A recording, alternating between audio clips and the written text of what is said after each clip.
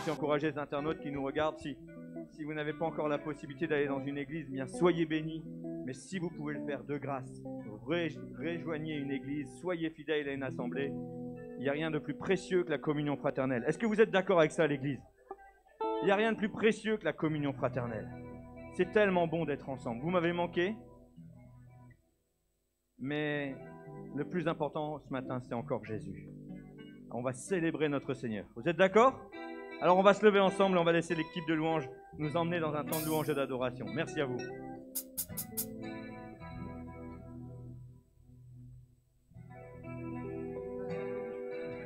Voilà, je vous invite à vous mettre debout. Bonjour à tout le monde. On a peut-être oublié de saluer des personnes, mais on veut vraiment vous transmettre la bénédiction ce matin. Amen. Et notre accueil est une bénédiction, parce que c'est Dieu qui nous a accueillis ce matin. Vous vous rendez compte? On priait ce matin et on disait Hosanna, Hosanna, Hosanna. Quand il est rentré, Jésus, sur cet âne, dans Jérusalem, vous vous rendez compte? C'était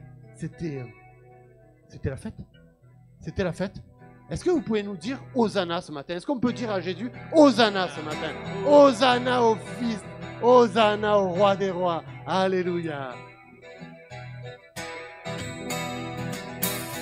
Que ferais-je pour l'éternel en retour de toutes ses bontés? Que ferais-je pour l'éternel en retour de toutes ses bontés? J'élèverai la coupe du salut, j'invoquerai le nom d'Adonai. J'élèverai la coupe du salut, je bénirai le nom du Seigneur. Que ferais-je pour l'éternel en retour de toutes ses bontés? Que ferais-je pour l'éternel en retour de toutes ses bontés? J'élèverai la coupe du salut, j'invoquerai le nom d'Adonai. J'élèverai la coupe du salut, je bénirai le nom du Seigneur. Amen, amen. Alors on va reprendre ce chant, mais je veux juste seulement vous dire, cette semaine en lisant, je me suis aperçu que la bonté du Seigneur pour nous est infinie, que sa grâce est infinie. C'est pour ça qu'il est important d'amener des actions de grâce, de dire merci, c'est important, c'est très très important. On va reprendre ce chant, alors, il est simple, pas difficile, on va le chanter de notre cœur. D'accord? Vous êtes d'accord? On le fait pour le Seigneur, hein?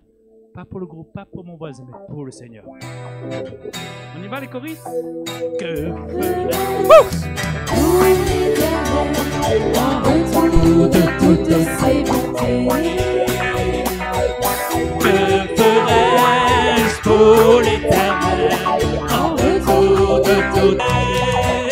J'élèverai la coupe du salut, j'invoquerai le nom d'Adonai.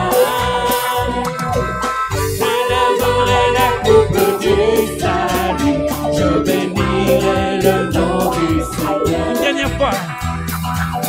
Que ferais-je Pour l'éternel en retour de toutes ses bontés. Que ferais-je pour l'éternel en retour de toutes ses bontés? J'élèverai la coupe du salut, j'invoquerai le nom d'Adonai. J'élèverai la coupe du salut, je bénirai le nom du Seigneur. Musique! La, la,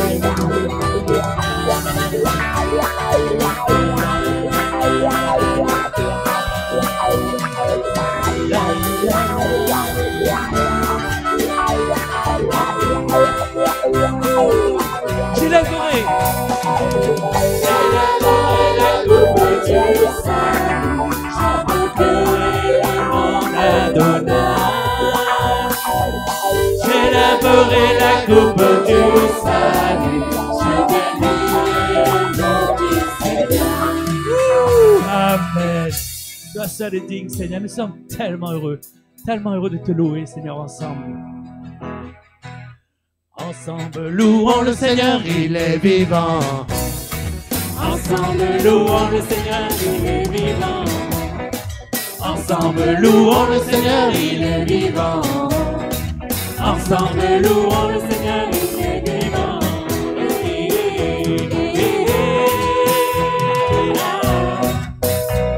Louons le Seigneur, il est vivant.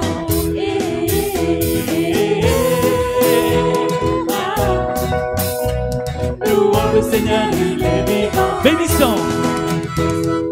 Ensemble, bénissons le Seigneur notre Dieu. Ensemble, bénissons le Seigneur notre Dieu. Ensemble, bénissons le Seigneur notre Dieu. Ensemble, bénissons le Seigneur notre Dieu.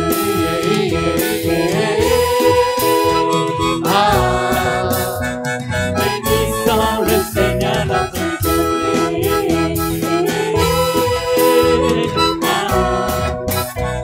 Bénissons le Seigneur notre Dieu. Louons. Ensemble, louons le Seigneur, il est vivant. Ensemble, louons le Seigneur, il est vivant. Ensemble, louons le Seigneur, il est vivant. Ensemble, louons le Seigneur, il est vivant.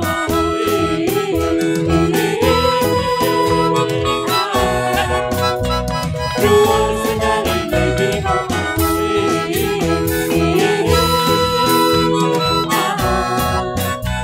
Louons le Seigneur, il est vivant.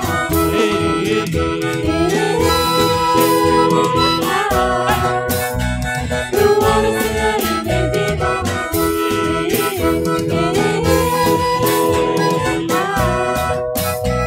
Louons le Seigneur, il est vivant.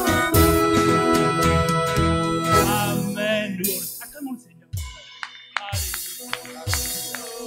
Alléluia. Notre Dieu est vivant. Notre Dieu est vivant. Amen. Amen.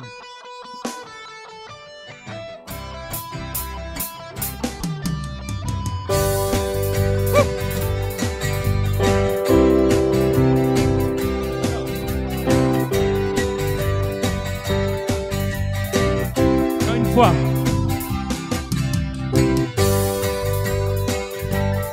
Je veux.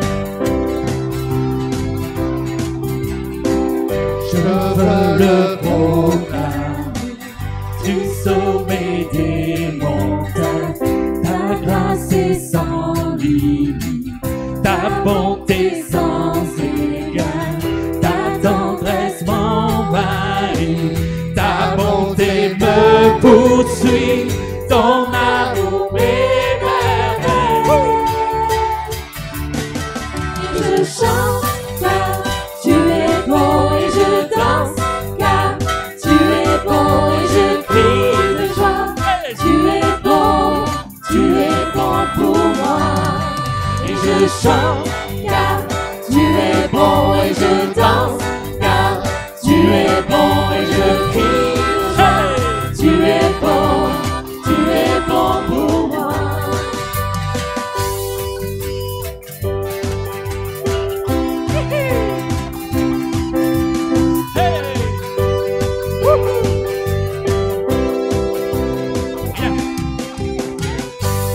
Dans tout l'univers, à toi le seul combat.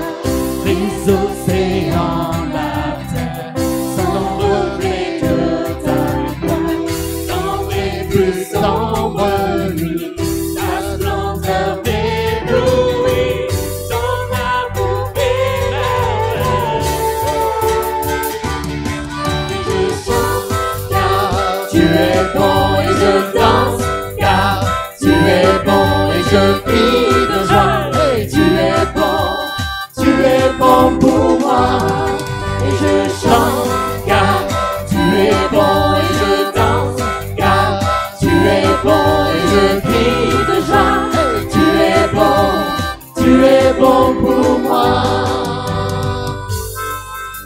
Et je chante car tu es... Et je crie de joie. J'entends rien. J'entends rien. J'entends rien. Et je crie de joie pour le Seigneur. Tu le fais ce matin. Tu le fais pour le Seigneur ce matin. Comme devant Jéricho, des cris de joie et les murailles tombèrent. Tu le fais ce matin devant le Seigneur. Ne regarde pas ni à droite, ni à gauche, ni devant, ni derrière. Fais-le pour lui ce matin. Fais-le pour lui, de cœur à cœur avec lui. De cœur à cœur. Et je chante car tu es bon et je danse car Tu es bon et je crie de joie. Hey! Tu es bon pour moi.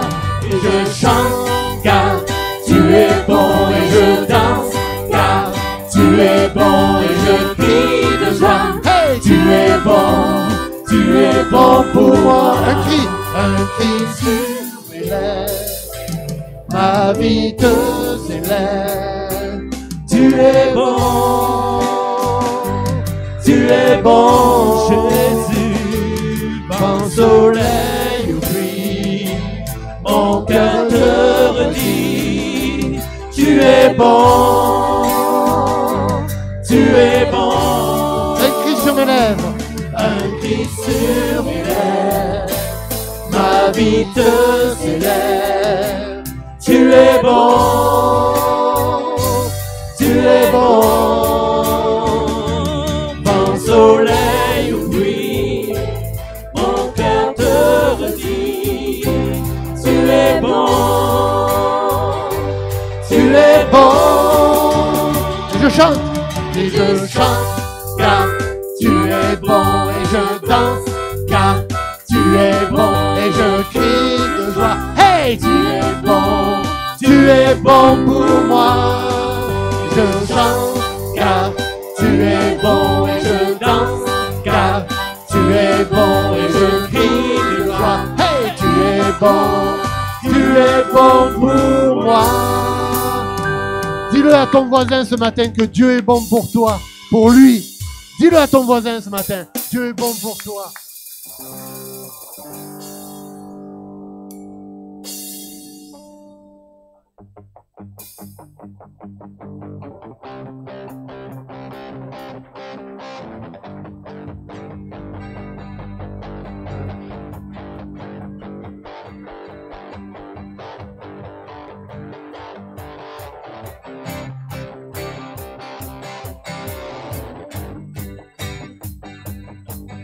Un chant s'élève, les yeux se tournent vers toi,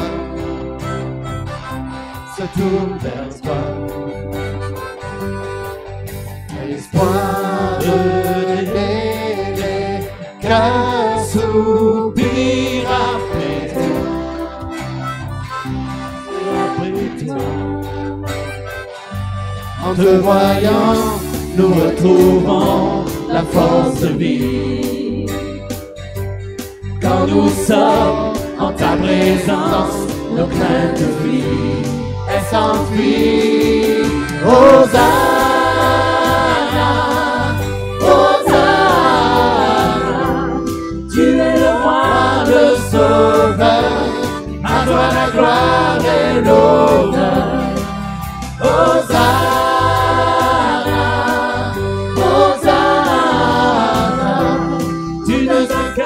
Oh Jésus, tu es présent parmi nous. Dans le son des cœurs qui reviennent à toi, reviennent à toi. Dans ton royaume, les vies brisées sont restaurées.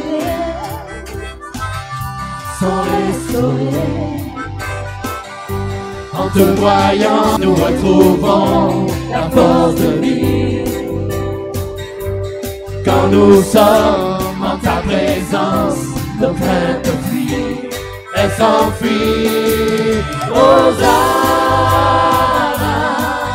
Hosanna, tu es le roi, le sauveur, à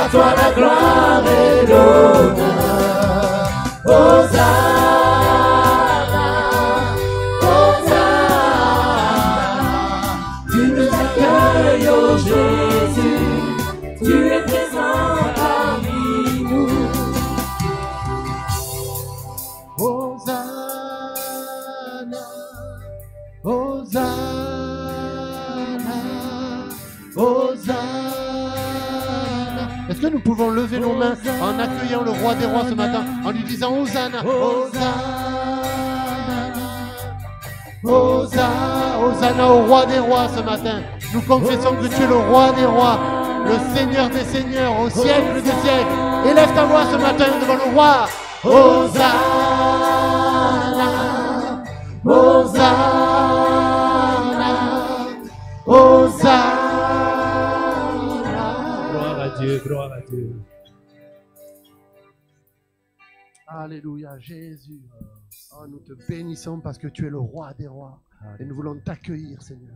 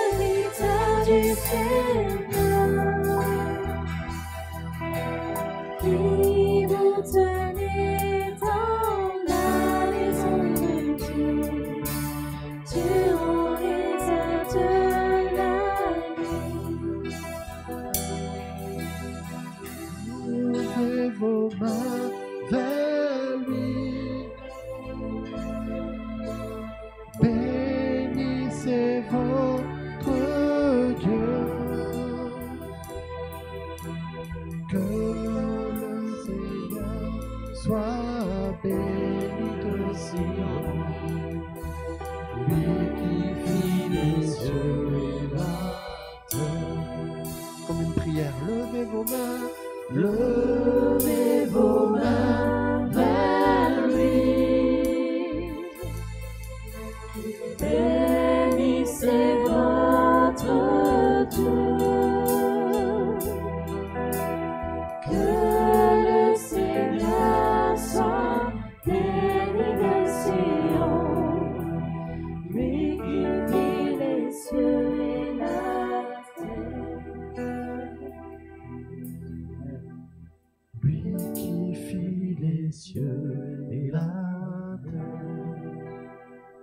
Oh, nous glorifions le Créateur ce matin. Tu glorifies le Créateur ce matin. Alléluia, Jésus. Et nous allons nous voir ensemble de reconnaissance. Seigneur, merci. Gloire, gloire. Alléluia. Louons le Seigneur. Alléluia. Gloire, gloire, gloire. Gloire au roi.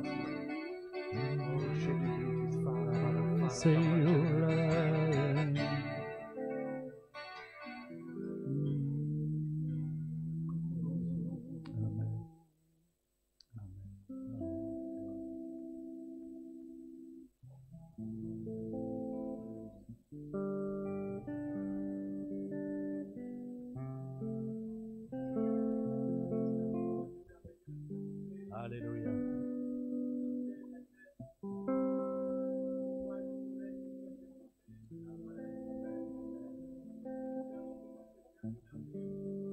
Amen, amen.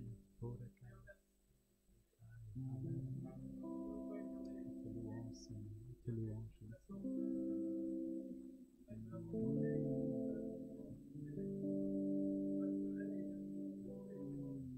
Amen. Oui. Amen. Amen.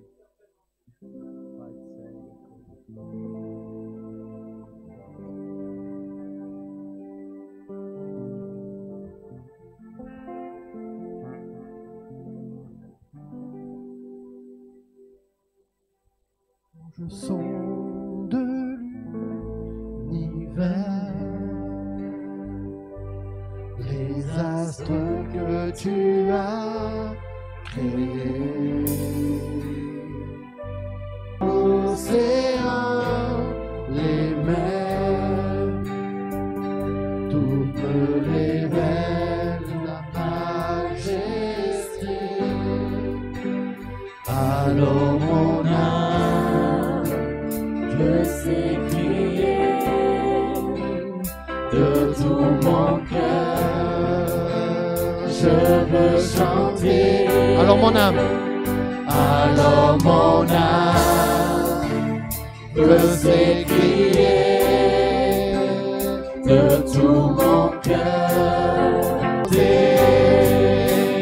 oh Dieu, tu es infiniment grand, éternel puissant, roi majestueux. Oh Dieu, tu es infiniment grand, éternel puissant, roi majestueux.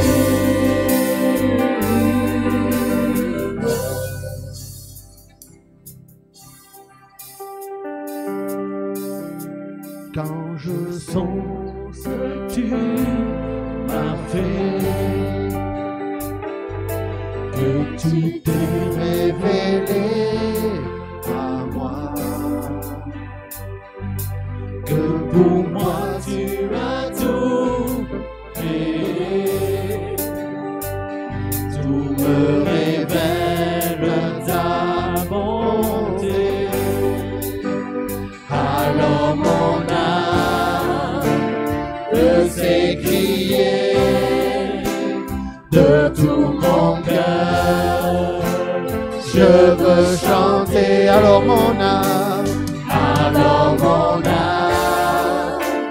peut s'écrier de tout mon cœur. Je veux chanter Oh Dieu, tu es infiniment grand, éternel puissant, roi majestueux. Oh Dieu, tu es infiniment grand, éternel puissant, roi majestueux.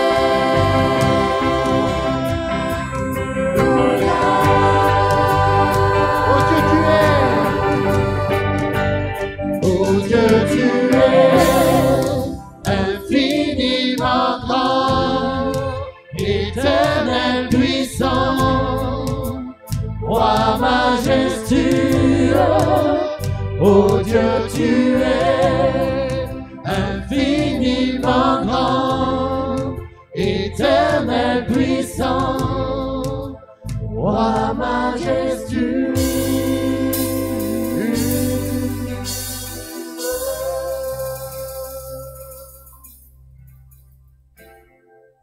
Oh Dieu, tu es infiniment grand, éternel puissant, roi majestueux. Oh Dieu, tu es infiniment grand, éternel puissant, roi majestueux.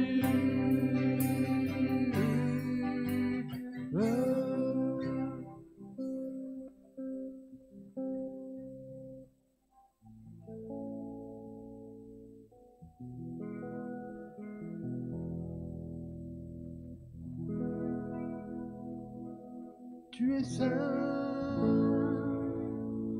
trois fois saint, Dieu tout-puissant,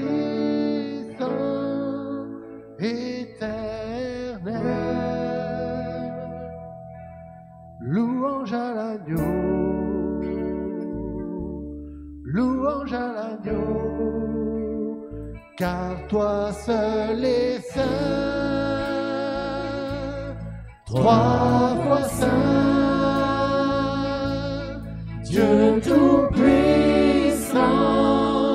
éternel.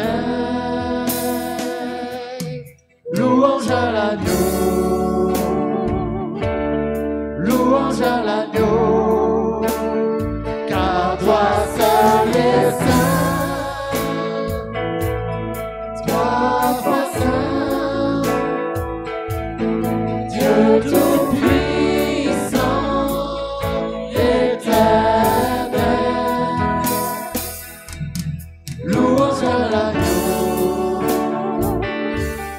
louange à l'agneau.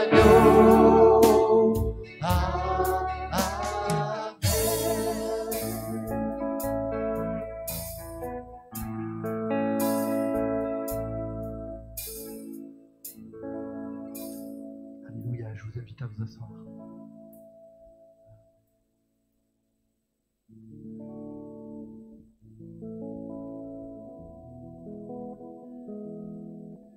L'Éternel Saint, 3 fois Saint, louange à l'agneau. Amen. Juste avant de partager la prédication, quelques annonces rapides. Et puis ensuite, la prédication, puis nous prendrons la scène ensemble. Tout d'abord, j'aimerais que nous puissions nous souvenir que Dieu est saint, 3 fois saint. Et pendant la louange, je recevais cette pensée. Cyril nous a encouragés à crier de joie. Et la semaine dernière, Mathilde vous a encouragé à cultiver cette joie qui vient de Dieu. Et on chante « Tu es bon, vent, soleil ou pluie, tu es bon ». Et je pense que c'est important de retenir ça. C'est qu'en toutes circonstances, Dieu est le même. Les circonstances, c'est les nôtres. Quand il pleut sur ma vie, il fait peut-être beau sur la tienne. Et on loue le même Dieu, en même temps. Souvenons-nous que Dieu ne change pas. Amen. Et il est saint. 3 fois saint. Adorons-le pour qui il est. Merci à l'équipe de louange. Merci pour ce temps. Et ça m'a vraiment encouragé ce matin à vous partager ce que je vais vous partager. Je partagerai les annonces après, quand on aura coupé. De toute manière, les internautes ont les annonces aussi en ligne qui seront rediffusées à la fin du culte. Et voilà, je voulais vous passer les salutations du pasteur Bolly, pour ceux qui le connaissent. Pasteur Hans-Peter Bolly. Certains le connaissent sous le nom de Jean-Pierre Bolly. Je l'ai vu là-bas en Martinique, il est en pleine forme. Et il salue l'Église. Et il m'a fait une promesse, c'est que la prochaine fois qu'il viendra en France, il viendra nous saluer. Voilà. D'accord? Donc attendez-vous à... Oui, on peut applaudir, c'est vraiment une bonne nouvelle. Attendons-nous à ça. Et je pense que certainement cet été, il reviendra pour le congrès UAPM, si toutefois Dieu nous permettait de le faire. Et le pasteur Bolly viendra, je pense, à ce moment-là. Donc Hans-Peter, si tu nous entends, si tu nous vois, toute l'Église a hâte. Voilà. Même ceux... Alors, si vous connaissez pas Hans-Peter Bolly, je vous encourage à avoir hâte. Parce que c'est vraiment alors, il n'est pas grand, mais un grand serviteur de Dieu. Voilà, un grand serviteur de Dieu. Nous saluons aussi Papou et Monique qui nous regardent. Vous êtes avec nous, on le sait, on vous embrasse, on vous aime. Et à très bientôt. Prions pour Freddy, il est vraiment fatigué. Et je l'ai vraiment remercié aussi pour ce qu'il a fait pendant que j'étais absent, parce que malgré la fatigue, eh bien, il est quand même présent. Il aime tellement l'Église, et je pense que l'Église lui rend bien. On aime Freddy et Monique. Voilà. Très bien, je vais vous partager ce que le Seigneur a mis sur mon cœur. Et c'est vrai que je disais encore hier matin à la réunion d'intercession que je ne savais pas ce que je devais vous dire, même si j'avais un mot qui revenait régulièrement en tête. Et bien, je vais vous partager ça ce matin. Vous savez, on est en janvier, et bien souvent en janvier, bien c'est l'heure des bonnes résolutions. Au 1er janvier, on se dit, cette année, je fais ça. Alors, il n'y a rien de mal à faire des bonnes résolutions, mais on sait à quel point elles sont solides. Hein. Ça ne tient pas longtemps, en général. Les bonnes résolutions, c'est fragile, il ne faut pas se voiler la face. Ça dure 15 jours, au mieux 1 mois, et on les refait l'année suivante. Aussi, je ne vais pas vous encourager à faire de bonnes résolutions. Mais ce que j'aimerais faire, c'est vous encourager, ce que je souhaite vraiment, c'est vous encourager à vous mobiliser pour prendre encore et toujours des bonnes dispositions à l'égard de Dieu. Parce que finalement, c'est ça qui nous maintient en vie. Alors, vous allez dire, oui, il y a des gens qui ne croient pas en Dieu, ils vivent. On peut nuancer le fait qu'ils vivent. Parce que vivre sans Dieu, c'est pas vraiment vivre. Vivre avec Dieu, c'est avoir une vie éveillée, avoir une vie spirituelle éveillée. Et je pense que c'est ça le plus important. Alors, moi j'aimerais vous encourager, quel que soit le mois, quel que soit le jour, quel que soit l'endroit, quelle que soit l'heure, à garder des bonnes dispositions à l'égard de Dieu. Et je pense que bien faire ça, il faut suivre le conseil que nous adresse l'auteur de l'Épître aux Hébreux. Alors comme on ne sait pas qui c'est, certains disent c'est Paul, d'autres disent c'est Barnabas, d'autres disent même c'est Apollos, peu importe, on ne sait pas qui c'est, mais retenons ce qu'il dit dans Hébreux, chapitre 12, verset 14. « Recherchez la paix avec tous et la sanctification sans laquelle personne ne verra Dieu. » Et moi, je pense que déjà, rechercher la paix, c'est quelque chose qui est vraiment important. Vivre dans la paix. Et même, il y a un verset qui dit « Autant que cela dépende de toi, sois en paix avec tout le monde. » C'est-à-dire que des fois, ça ne dépend pas de toi. Bon, tu ne peux pas empêcher les gens d'avoir de mauvaises dispositions à ton égard. Après, si c'est ton attitude qui a encouragé ça, ben, il faut que tu changes. Parce que là, ça dépend de toi. Mais quand ça ne dépend pas de toi, eh bien, tu ne peux pas changer. Mais toi, essaye d'être en paix avec tout le monde. Mais j'aimerais surtout retenir cette fameuse fin, la sanctification sans laquelle personne ne verra Dieu. Et c'est un verset qui est souvent utilisé pour encourager à ne pas pécher. Bon, malheureusement, c'est plutôt cité, en général, quand des chrétiens citent ce verset, c'est plutôt dans l'objectif de mettre un joug sur des épaules. Et là, ça commence à me déranger.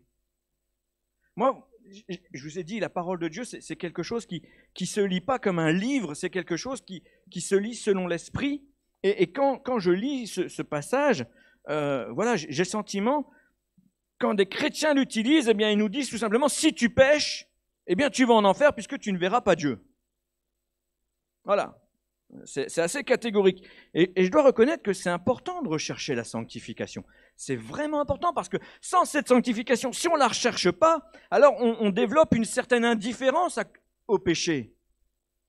Et là, ça nous éloigne vraiment de Dieu pour peut-être même nous éloigner définitivement. Donc, la sanctification, c'est quelque chose d'important. Mais je ne peux pas laisser ce verset se poser comme un joug sur les épaules des enfants de Dieu.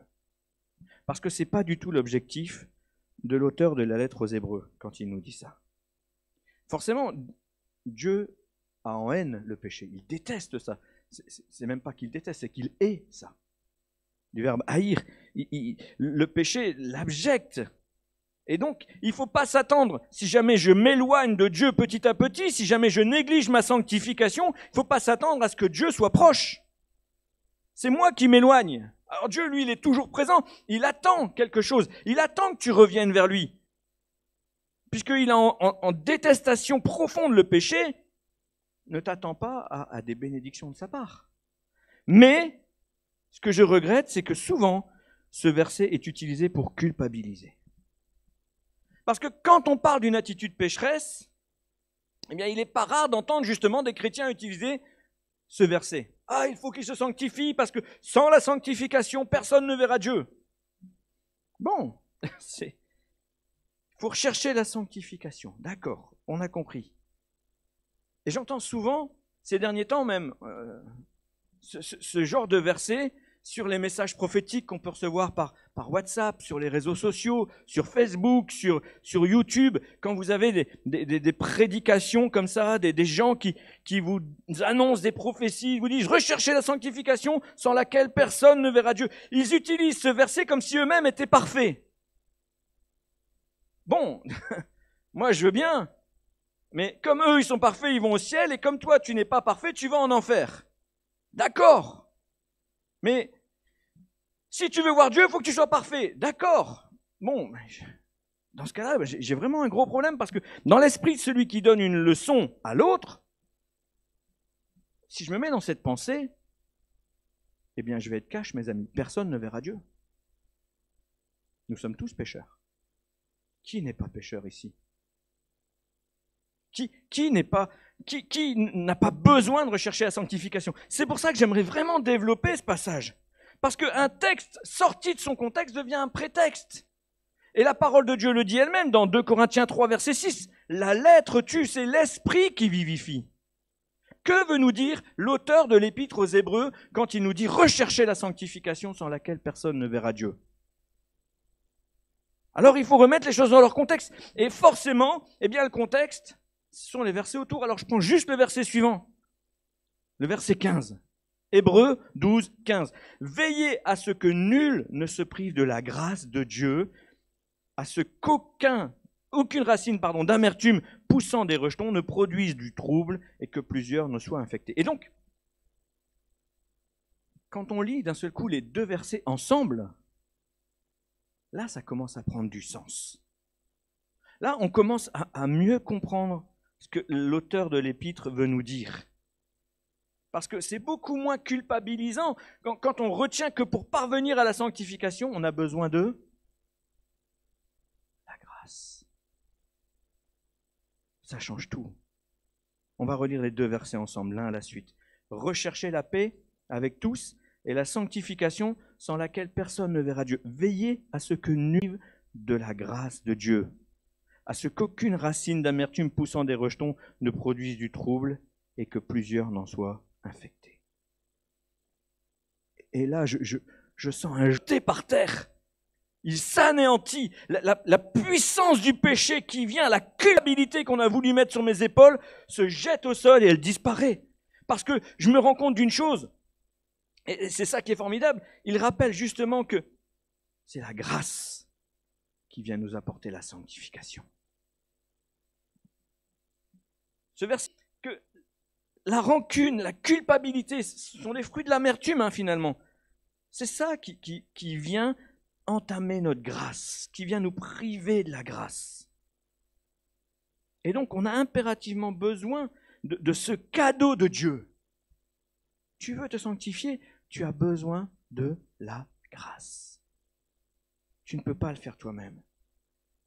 Il nous recommande de ne pas nous priver de la grâce. C'est logique, parce que qu'est-ce que ça veut dire se sanctifier? Alors le mot sanctifier, je vous l'ai déjà dit, ça veut dire mettre à part. Mais dans le sens spirituel, ça veut dire finalement se rendre pur. Chercher à s'améliorer, à être moins mauvais. D'accord, mais sans la grâce, comment tu fais pour être plus pur? C'est pas possible. Personne ne peut être pur sans la grâce. Puisque tous ont péché et sont privés de la grâce de Dieu. C'est vrai ou c'est pas vrai? Nous avons impérativement besoin de sa grâce. Inutile de penser que je suis plus saint qu'un autre parce que je suis chrétien. Je ne suis pas plus saint parce que je suis chrétien. Je suis plus saint, plus pur qu'un autre parce que je m'humilie devant Dieu et parce que j'accepte sa grâce. C'est la seule chose qui fait la différence entre une personne sanctifiée et une personne qui n'est pas sanctifiée. L'humiliation devant Dieu. 1 Jean 1,7 nous dit « Si nous marchons dans la lumière, comme il est lui-même dans la lumière, nous sommes mutuellement en communion avec le sang de Jésus, son Fils. Nous purifie de tout péché. » Il n'y a que ça. Tu veux te sanctifier? Eh bien, j'ose dire que c'est à la portée de n'importe qui. La sanctification, c'est à la portée de n'importe qui. Je suis saint. Et alors, tu peux l'être aussi. Tu peux l'être aussi. Et ça, j'aimerais que tout le monde le retienne, même toi qui es derrière ton écran. Tu te sens pas saint. Humilie-toi devant Dieu, demande pardon à Dieu et deviens saint. Parce que c'est comme ça que ça marche. Il ne faut pas chercher à comprendre. Parce que sinon on ne comprend pas et on se fait des pulls dans la tête à force de tricoter. Hein. Moi, je ne comprends pas la grâce. Je n'ai pas mérité la grâce. Sinon, ça ne s'appellerait plus la grâce, ce serait une récompense. Et si je suis saint maintenant, dans 1 heure, je peux ne plus l'être. Parce que oui, si je me fâche, si je mens, si j'ai des mauvaises pensées, bref, si je pêche, je perds cette sanctification. Et j'ai de nouveau besoin de la grâce. J'ai besoin de ce cadeau de Dieu pour me sanctifier. Sans ça, je suis rien. Sans ça, je vais directement en enfer. Et croyez-moi, le billet, le diable, il le met dans la poche. Hein. Hop, t'es pas saint. Un billet dans la poche. Oh, tu sais que ça. Un billet pour l'enfer. Ah non, pardon, Jésus. mets le billet à la poubelle. Mais arrache-le, fais-en des confettis. Après, nous devons aussi reconnaître et accepter que certaines attitudes coupables ont davantage de conséquences. Évidemment, les péchés, nos manquements, nos fautes n'ont pas tous les mêmes conséquences. Le diable est là, il nous tente, il nous vise, et on n'est pas responsable de la tentation, mais on est responsable de ce qu'on va en faire. D'accord ? Faut pas demander pardon à Dieu si on a été tenté. Il faut demander pardon à Dieu si on a succombé à la tentation. La tentation, elle est normale. Jésus lui-même a été tenté. Oui ou non ? Vous lisez Luc 4, Jésus a été emmené dans le désert pour être tenté. Ce n'est pas moi qui l'invente, c'est la parole de Dieu qui nous le dit. Donc la tentation, elle est normale, et ce n'est pas la tentation qui nous pousse au péché. Enfin, nous pousse au péché, mais ce n'est pas la tentation qui est le péché. Et humainement parlant, certaines fautes sont moins conséquentes que d'autres. Si je nourris ma convoitise, si j'ai vraiment envie de quelque chose, je suis en train de le convoiter, je suis en train d'élaborer des plans, là ça y est, j'ai commencé à pécher. Si je me repens, bon, personne n'a... Maintenant, si je suis fâché contre quelqu'un et que je le tue, quand bien même je me repens, Dieu me pardonne, mais il y a des conséquences beaucoup plus graves. Alors bien sûr, j'ai pris des péchés extrêmement opposés l'un à l'autre, extrêmement séparés, mais vous comprenez où je veux en venir. Contre au ciel, la conséquence est la même. Convoitise ou meurtre égale privation de la présence de Dieu. La conséquence du péché, c'est la mort. La mort spirituelle. Il n'y a pas de petit ou de grand péché au ciel. C'est le péché qui nous coupe de cette communion. Et finalement, c'est quand on a coupé ce lien avec Dieu que le pire peut se produire. Alors ici, il faut réparer. Au ciel, il faut s'humilier, demander pardon. Et c'est pourquoi nous devons nous sanctifier, nous humilier, nous repentir afin d'avoir accès à nouveau au trône de grâce. Rechercher la sanctification sans laquelle personne ne verra le Seigneur. Et souvenons-nous que le diable, qui est l'inventeur de la tentation, qui est le premier à avoir péché, eh bien lui, il veut nous emmener dans sa chute. Alors, qu'est-ce qu'il fait ? Il nous souffle la culpabilité. Il vient, il nous culpabilise, il vient et il nous souffle ces petites pensées comme ça, jusqu'à ce qu'il arrive à nous empêcher de nous repentir. Son objectif, c'est celui-là. Finalement, on est tellement sale, tellement pécheur qu'on finit par se dire « Dieu ne peut plus me pardonner ».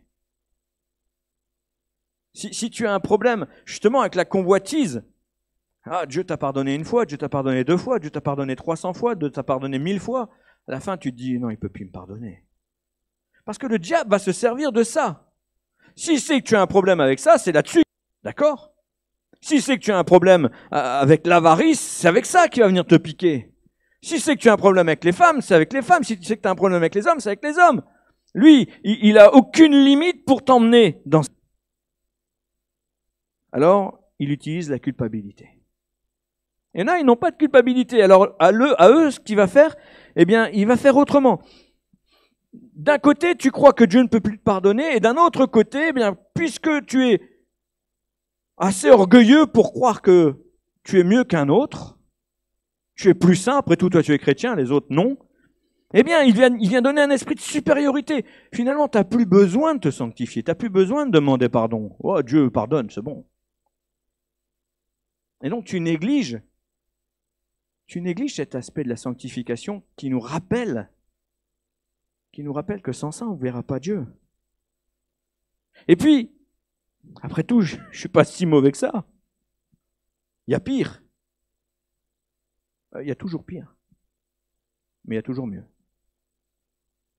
Et on n'a pas forcément tous les mêmes problèmes. Rappelons-nous ça. Et puis il y a un autre, eh bien, ce qu'il va faire, c'est qu'il va souffler qu'une.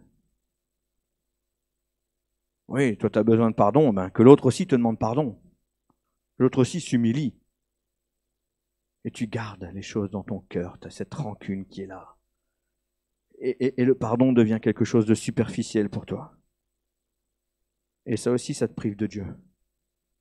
Jésus lui-même le dit dans la prière du Notre Père. Alors qu'il a fini cette prière, il revient sur un élément particulier, sur un élément essentiel dans Matthieu 6, les versets 14 et 15. Il nous rappelle que si nous pardonnons, nous sommes pardonnés, que si nous ne pardonnons pas, nous ne sommes pas pardonnés. Le pardon, c'est quelque chose de très important. Et nous devons aussi nous pardonner les atouts du diable. Avec ça, il est très fort. Si tu te laisses abuser de ce côté-là, tu peux être sûr qu'il ne va pas te rater. Mais si nous connaissons la parole de Dieu, alors nous y trouvons une arme incroyable. Parce que la Bible, c'est avant tout une arme dans nos mains. La parole de Dieu est une épée à double tranchant. C'est quelque chose qui vient nous permettre de nous battre contre le diable. Et dans une lettre que l'apôtre Paul adresse aux Romains, eh bien, il vient nous donner ici une clé importante. Vous savez, cet apôtre qui reçoit l'admiration de nombreux chrétiens. Il y a beaucoup de chrétiens qui aiment l'apôtre Paul. Moi, j'aime l'apôtre Paul. C'est un modèle, oui ou non? C'est vrai. J'ai déjà dit, moi l'homme à qui je m'identifie le plus, c'est Pierre dans les évangiles, mais l'apôtre Paul, c'est un modèle. Eh bien, écoutons ce que nous dit ce modèle. On va lire l'épître aux Romains et je vais me permettre de m'arrêter après les versets pour vous partager des petites pensées, je pense, dans ce que l'apôtre Paul voulait dire. Romains, chapitre 7, verset 12, il nous dit « Ainsi la loi elle-même est sainte et le commandement saint, juste et bon. » Tout d'abord, on va laisser le verset affiché, s'il te plaît. Tout d'abord, eh bien, il affirme que la loi est bonne. Et là, il y en a un qui dit « Ah ouais, c'est vrai, la loi est vraiment bonne, c'est le diable. » Ah bah oui, je vais vous expliquer pourquoi. Au verset 13, l'apôtre Paul dit « Est-il donc possible que ce qui est bon soit devenu pour moi une cause de mort ? Au contraire, c'est le péché.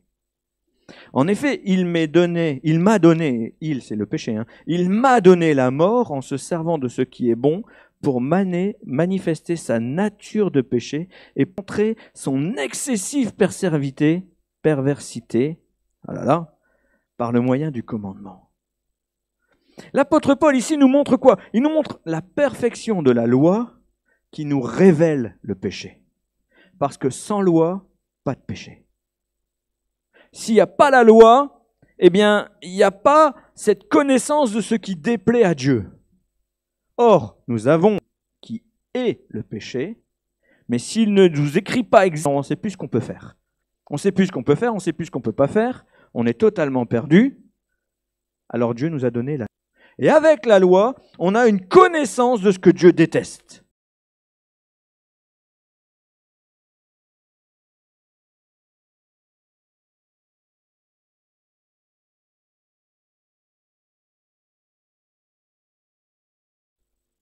Je ne vous dis pas, vous pouvez pécher, c'est normal, c'est naturel. Ce n'est pas ce que je suis en train de vous dire. Ce n'est pas ce que l'apôtre Paul est en train de nous dire. D'accord? Au contraire, c'est un avertissement à la repentance. Cherche de la sanctification. C'est un avertissement qui nous aide à mettre des barrières face à notre faiblesse. Si j'ai un problème avec l'alcool, il faut que j'arrête d'aller dans les bars. C'est ça le problème. C'est quand je suis dans le bar avec tous les copains qui arrivent et puis vas-y, je paye ma tournée, ben moi je paye la mienne et moi je paye la mienne et vas-y. Quand j'étais petit, j'allais tous les dimanches matins au PMU avec mon grand-père. Et alors là, j'étais content, parce que le premier servait sa tournée, j'avais un soda. Le deuxième servait sa tournée, j'avais encore un soda. Alors je passais de l'Orangina au Coca, du Coca au Fanta, du Fanta au Sprite. Voilà, j'ai cité assez de marques. Ah, j'étais content parce qu'ils payaient tous leur tournée, sauf que eux, ils buvaient pas du soda. Ils tournaient au ballon, petit ballon de rouge. Alors mon grand-père, je kiffais cet homme-là, j'étais toujours recollé à ses basques. Mais avec lui, je rigolais tout le temps. Mais Mais le dimanche matin, quand il rentrait, il était plus tout à fait frais. Il faut être honnête. Hein. Et je dirais, moi qui n'étais pas chrétien, ça m'amusait parce qu'il était adorable. Mais peut-être que finalement, il avait un problème avec ça. Et c'était quoi la solution? C'était de plus aller au bar. Je me souviens, ma grand-mère faisait des traits sur les étiquettes des bouteilles. Et quand elle prenait la bouteille quelques jours après, elle disait « Ah, on a du mal à fermer parce que ça s'évapore. » Non, ça s'évapore pas comme ça, l'alcool. Hein. Rassurez-vous. Mais ce que je vais vous dire, c'est ici, l'apôtre Paul ne nous dit pas « Allez-y, péchez, faites ce que vous voulez ». Il nous dit « Si vous avez péché, ne culpabilisez pas. » Parce que c'est la nature pécheresse qui vous y a poussé. Prenez des mesures pour ne plus tomber dans ces travers. Faites attention. Et surtout, constatez que la grâce vous est encore à portée de main. C'est votre nature qui vous a poussé au péché? Eh bien, Dieu le sait. Dieu le sait. Il en est bien conscient. Alors il a prévu la grâce. Et il nous ramène à cette humilité, à la grâce merveilleuse que Jésus nous donne. Au verset 22, dans mon être intérieur, je prends plaisir à la loi de Dieu. Ce qui me révèle mon péché, je prends plaisir. Mais je vois bien qu'une autre loi est à l'œuvre dans tout mon être. Elle combat la loi qu'approuve ma raison. Oui, c'est logique. En tant qu'enfant de Dieu, la loi me révèle le péché, donc comme je déteste le péché, ma raison se dit que la loi de Dieu est bonne. Mais tout en moi, la loi qui est en moi, elle combat la loi qu'approuve ma raison et elle fait de moi le prisonnier de la loi du péché qui agit dans ses membres. Et j'insiste, souvenez-vous que c'est l'apôtre Paul qui parle. Le modèle. Verset 24, « Malheureux que je suis, qui me délivrera de ce corps voué à la mort ?» Et là, il va conclure avec quelque chose de merveilleux, avec une affirmation incroyable. Il vient de demander « Qui me délivrera ?» et au verset 25, il dit « Dieu soit loué. C'est par Jésus-Christ notre Seigneur. » En résumé, moi-même, je suis par la raison au service de la loi de Dieu, mais je suis, dans ce que je vis concrètement, esclave de la loi du péché. Qui me délivrera ? Qui me délivrera ? Qui me délivre ? C'est Jésus qui me délivre. Et il enchaîne au verset 1er du chapitre suivant. Maintenant donc, il n'y a plus de condamnation pour ceux qui sont unis à Jésus. La clé de la sanctification, c'est cette communion, cette union que tu as avec Jésus. Sans cette grâce-là, tu ne peux pas parvenir à la sanctification. Mais souvenons-nous que la sanctification, elle est indispensable.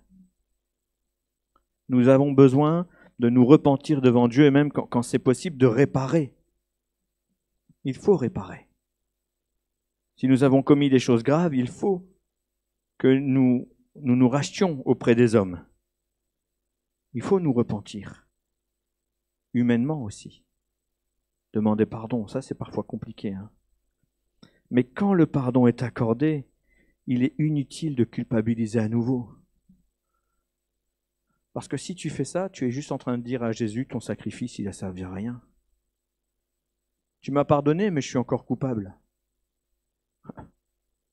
Ton pardon n'a pas de valeur. Comprenez ce que je veux dire? La culpabilité, c'est de dire à Dieu, ton pardon n'a pas de valeur. Vous voyez à quel point le diable veut nous emmener vers le péché? Dire à Dieu, Jésus est mort à la croix vainement. Waouh! C'est comme Moïse qui frappe le rocher au lieu de lui parler. C'est la même image. Et j'ai fait une étude sur Moïse, c'est pour ça que ça m'est revenu, mais c'est exactement ça. J'aimerais que nous comprenions bien que la sanctification n'a pas vocation à nous culpabiliser. La sanctification n'est pas une marionnette pour faire peur. La sanctification, elle est nécessaire pour se rapprocher de Dieu, pour se rapprocher de Jésus, pour bien comprendre et recevoir son amour qui est incommensurable. C'est ça la sanctification. La sanctification n'est pas utile qu'à la conversion. La sanctification, c'est utile tous les jours, quel que soit le moment, quel que soit l'instant, s'analyser et dire à Dieu, j'ai besoin de ta grâce. J'ai besoin de ton salut. Elle est indispensable. Elle devrait nous préoccuper tous les jours. Et encore une fois, sans joug, mais toujours avec de la reconnaissance. Amen. Je demande à Mario de me rejoindre. Et on va prendre juste un petit temps de musique. On va adorer Jésus.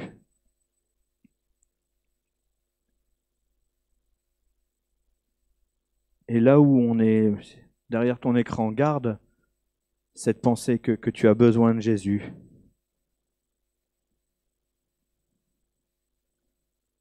On a besoin de Jésus. Amen.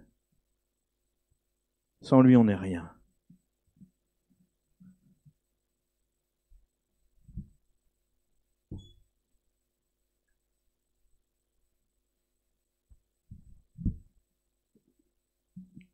On va juste prendre un petit temps de musique. Et on va dire notre reconnaissance. Après quoi, on saluera les internautes, mais on va d'abord vivre ce temps ensemble.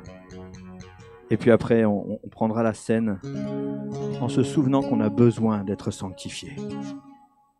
Amen. Qu'on ne prenne pas un joug contre nous-mêmes, qu'on le prenne avec reconnaissance, avec joie.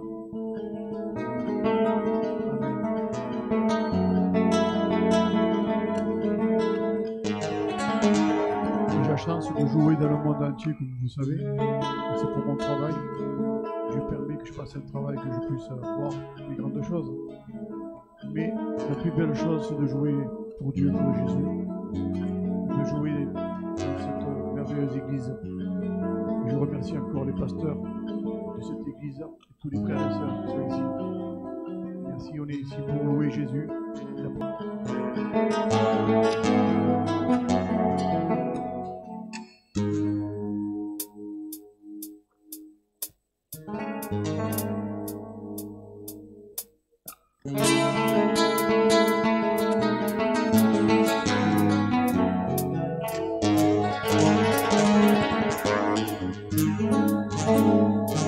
Excusez, un petit problème avec l'appareil.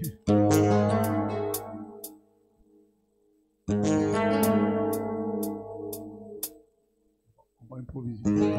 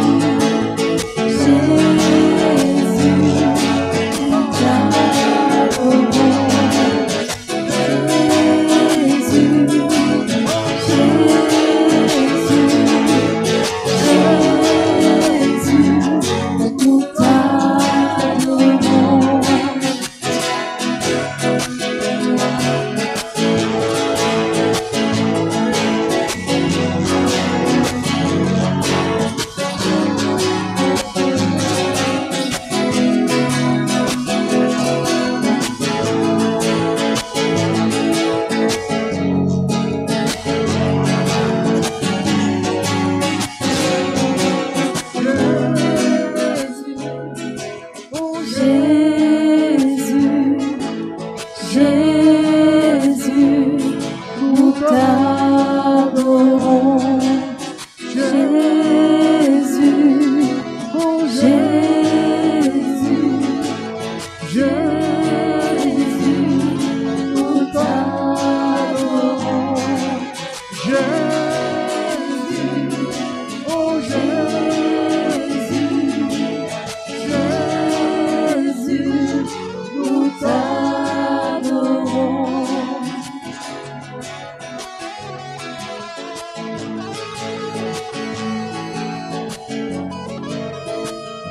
porté par ces paroles. Que ce soit le cri de notre cœur, Jésus, nous t'adorons. Que ce soit pas simplement une musique qui passe comme ça, ou des paroles que nous récitons avec l'équipe, mais que ça vienne de notre cœur. Jésus, nous t'adorons.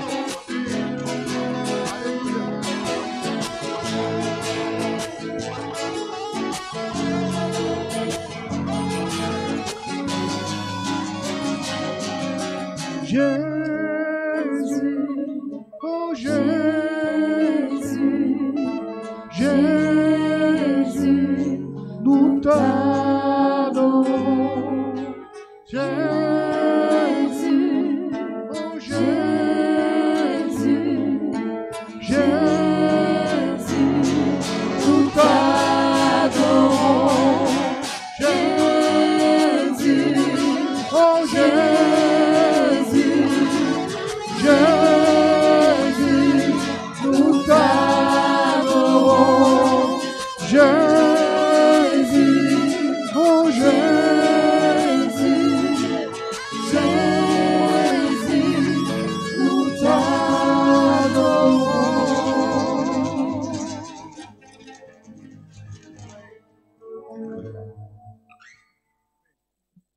Amen. Adorez Jésus. Aimez-le. Soyez reconnaissants. Célébrez-le. Amen. Amen. Je veux saluer maintenant les internautes. Merci pour votre fidélité. Nous vous embrassons, nous bénissons au nom de Jésus et nous encourageons à être une bénédiction. Dieu vous aime. À très bientôt. L'Église